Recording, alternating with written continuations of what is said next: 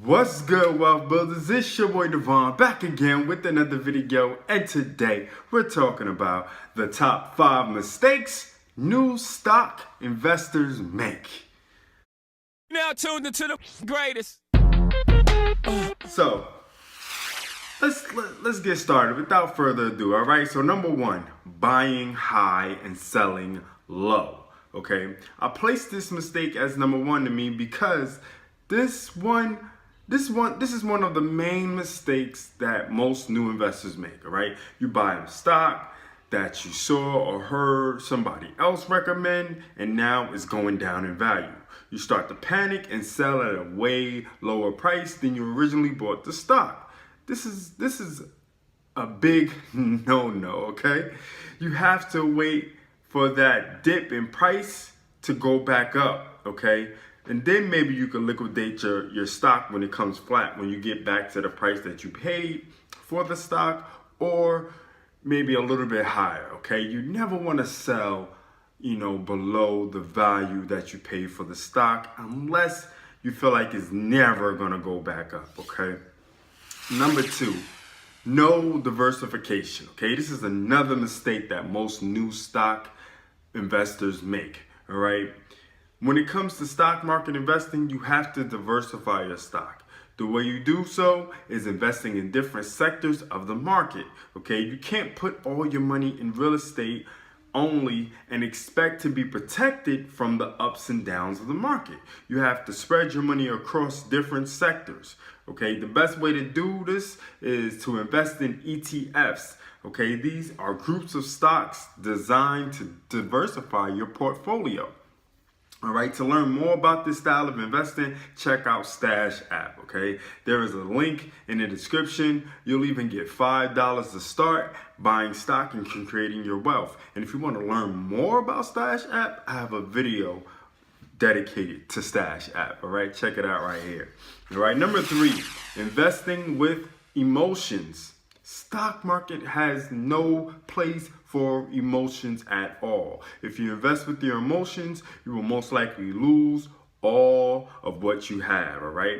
And if you don't know what investing with emotions is, then you're probably doing it, all right?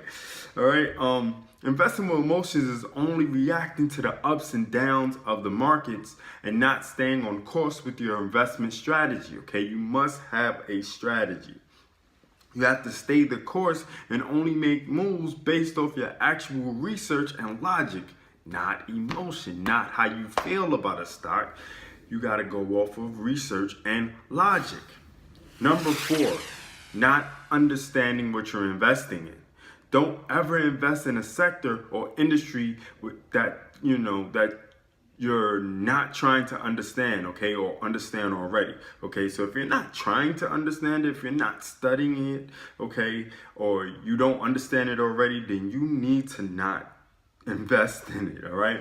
My rule is to always research an industry and see what makes those stocks fall or rise based off the economy.